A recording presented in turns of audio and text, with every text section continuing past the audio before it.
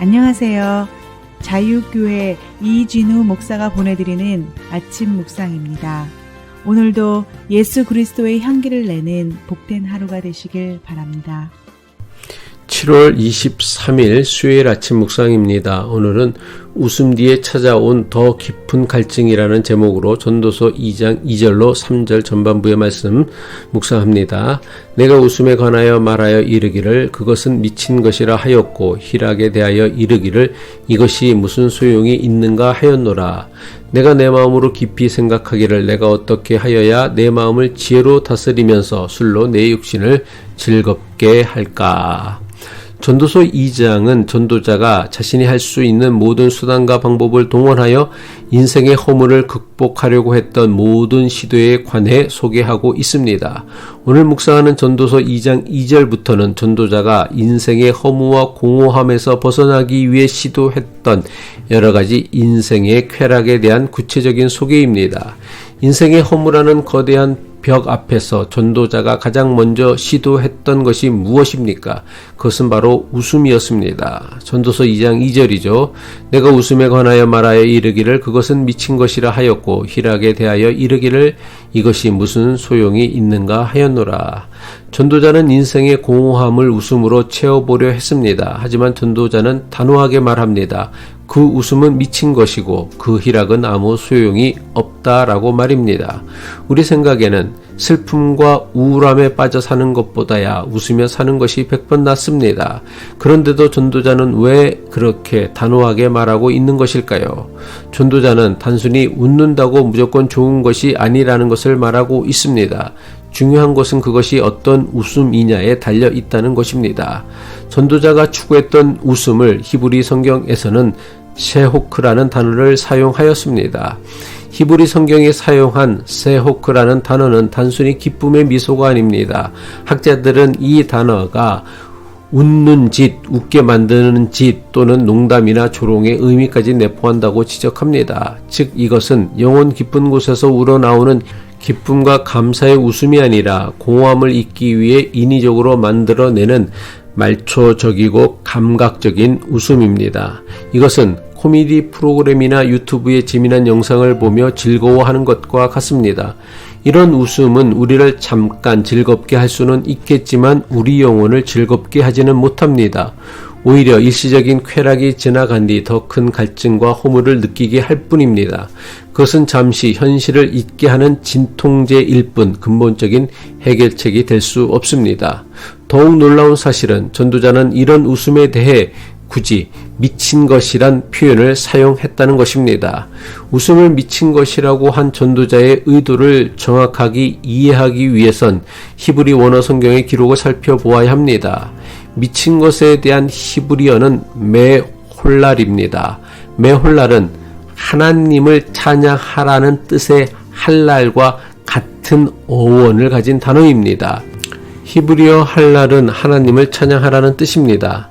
전도자가 웃음에 대해 굳이 미친 것을 뜻하는 메홀랄이라는 히브리어를 사용한 데에는 그의 분명한 의도가 있다는 것입니다. 무엇입니까?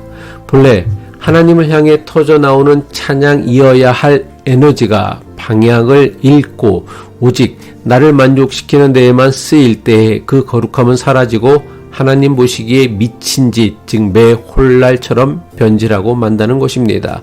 다시 말해 하나님을 향해야 할 에너지가 자기에게만 집중할 때에 거룩한 찬양은 미친 소음이 되고 맙니다. 전도자는 바로 이 사실을 뼈저리게 깨달은 것입니다. 웃음이 실패로 돌아가자 전도자는 좀 더 고차원적인 방법을 시도합니다.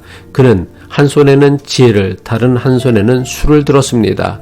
전도서 2장 3절 전반부죠. 내가 내 마음으로 깊이 생각하기를 내가 어떻게 하여야 내 마음을 지혜로 다스리면서 술로 내 육신을 즐겁게 할까.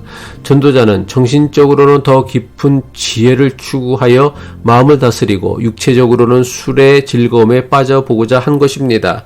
하지만 전도자의 시도 자체가 지극히 모순적입니다. 어떻게 맑은 정신으로 지혜를 추구하면서 동시에 술에 취해 육신의 쾌락을 탐할 수 있겠습니까?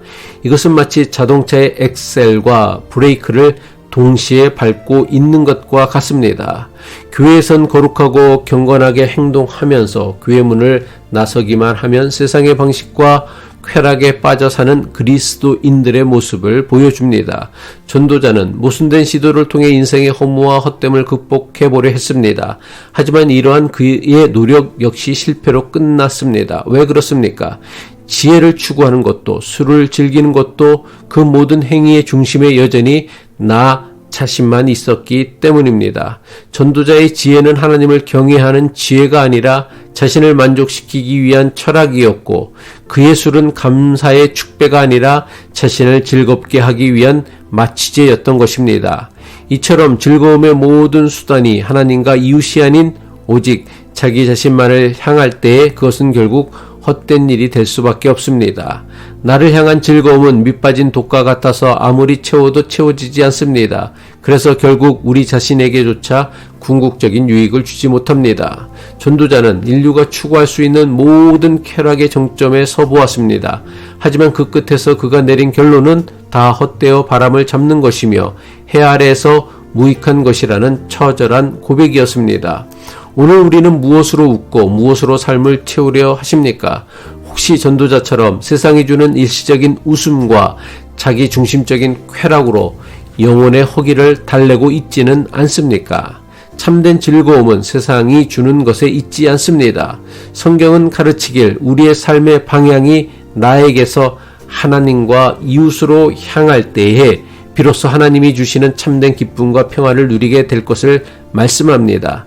전도자의 실패를 거울 삼아 우리의 시선을 주님께로 돌려 참된 즐거움의 근원이신 주님 안에서 날마다 감사와 찬양의 삶을 살아가도록 노력해야 할 것입니다.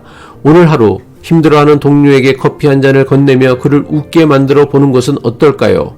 도움이 필요한 이웃을 위해 작은 나눔을 실천한다면 하나님이 주시는 참된 기쁨을 누릴 수 있을 것입니다. 기도하겠습니다. 사랑의 하나님 아버지, 세상의 헛된 웃음과 자기 중심적인 쾌락으로 영혼의 갈증을 채우려 했던 우리의 어리석음을 고백합니다. 전도자의 실패를 통해 참된 기쁨과 평안은 오직 주님에게서 오는 것임을 깨닫게 하시어 지금까지 나를 향하였던 시선을 돌려 주님을 바라보게 하옵소서. 하나님을 사랑하고 이웃을 섬기는 삶을 통해 하늘의 참된 기쁨과 평안을 누리며 살기를 바라며 우리 주 예수 그리스도의 이름으로 기도합니다.